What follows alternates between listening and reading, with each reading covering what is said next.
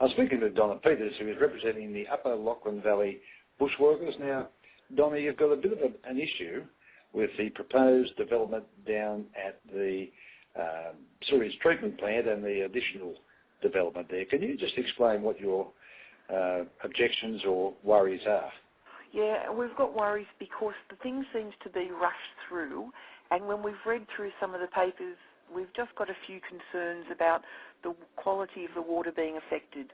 And, you know, we're at the top of the river, so we've got a big responsibility for the towns and the businesses further down the river. So, like there's drinking water, not for us so much, but all the towns. There's a big push around Sydney for Cowra lamb. There's Moxie Farms and there's all the, you know, and Fagan's Farms, all growing these businesses relying on that river. And we don't want any contaminants to get into the river or into the food chain. That's our concern. Okay, now what makes you think that that will happen? Well, the company who wants to do this have been in Orange, and Orange you don't want them, and Orange are not near a river. And I think if it was a good thing, Orange would grab them with both hands and not let them come. So that was the first thing that raised an issue. The other thing is that this company, Polpure, liken themselves to Young Living Soils. I've been in touch with the owner from Young Living Soils, and they are annoyed, very annoyed, that this company would do that. Because like Young Living Soils said, they only use organic things in their compost, like natural plant things in their in the compost. This company says they will make compost from the oily water from petrol stations, the mud drillings from the gold mines, the industrial fat from the kitchens, and the septic waste. Now, we haven't got a problem with septic waste because lots of places do make compost out of septic waste. A&L, for example, A&L are not near the river. YLAD Living Soils out at Young are not near the river, and we're just concerned about this. And when I spoke to YLAD, they said that the heavy metals will penetrate the soil, even though this company says they won't. You can't help it. You just can't help it at all. So there's just a few things that we're worried about. Poor old Mr. Fagan growing his salad vegetables. He's concerned for dust, and the company has said, or their scientists have said, that the wind won't blow over his farm. But when I checked with the Bureau of Meteorology for January, only 5 times did the wind blow the way this company says.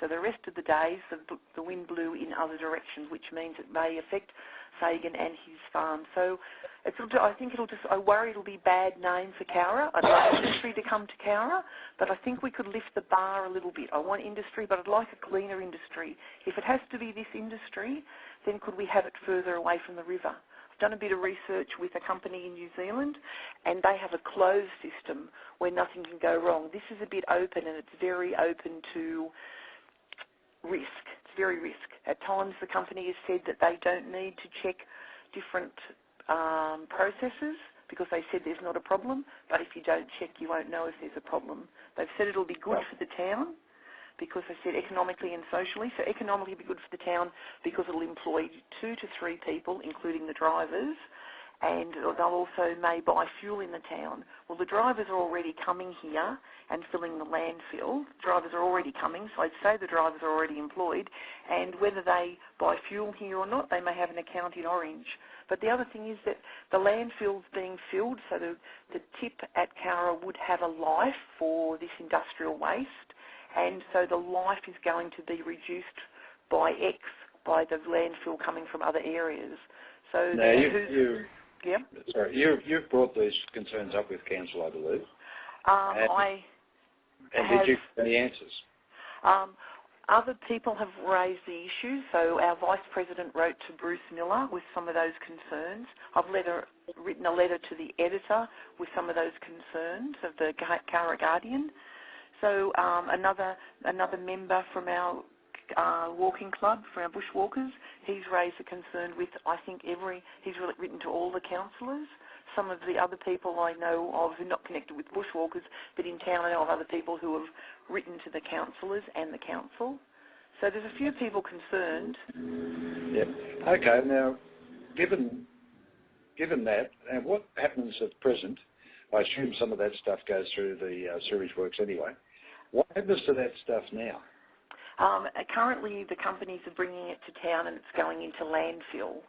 But with the chemicals, the heavy metals from like the arsenic from the gold mines and the heavy metals from the oils and from the garage oils, they are currently not coming to Cowra, but they will go through our sewage plant. And I don't think it's right for those heavy metals. From what I've read, the residential sewage plants can take residential levels, like whatever people put down their toilet or their sink is a residential level, and that can handle that. But from what I've read, the different documents I've read, they can't take the strength of the industrial, the strength and the quantity. But also I wonder whether the being a little sewage plants, the company hasn't said, but can they take whatever in volume that the company may send through? The company may send it through at a peak time. Is there overflow? Is there plans for that? The other thing that worries me a bit is the compost. The compost pipe area, and there's some effluent ponds. They seem to be a lot closer to the river than the company is saying. They've said that their sheds are 380 metres from the river, but I can't get an answer. I'm trying to find out how far the rest of it is. I don't want effluent ponds on the banks, or not the banks, but I wouldn't want them inside the floodplains. My understanding is that they, going on the plans, is that those settlement ponds are some distance from the river, and that the whole thing is above the 100-year flood level. Just reading that submission, there seems to be some things in place to lock that stuff in, I suppose, the dangerous stuff. Yeah, they're saying there's bunding. Sorry, because they say there's bunding. According to the EPA, there's no requirement on bunding. It's what the company thinks. It's what the company thinks. But the company also thinks the wind won't blow over Fagan's way because he's to the west and the wind doesn't blow in that direction predominantly, they say. So there's a few questions I have. And I'm assuming that you're going to go to the council, or your group, or a spokesman of your group will go to the council and seek answers? I know there's a couple of people who are keen to go to the council meeting, and yes, and I just would like to raise a few issues with the council. I'm not trying to cause trouble. I just want them to slow the process down to make sure it's fine for us. But just to raise a few issues before they vote, because I don't want them to vote through on this until everything's been worked out for safety-wise.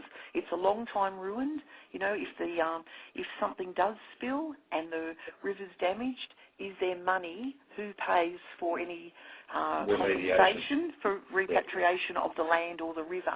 Once, you know, what happens with the Cowra lamb if we get a bad name because there's a compromise with the quality of the river water. You know, everyone has to do quality measures. Farmers have to do their measuring all the time. You know, and there's just a few questions reading through the papers. Yeah.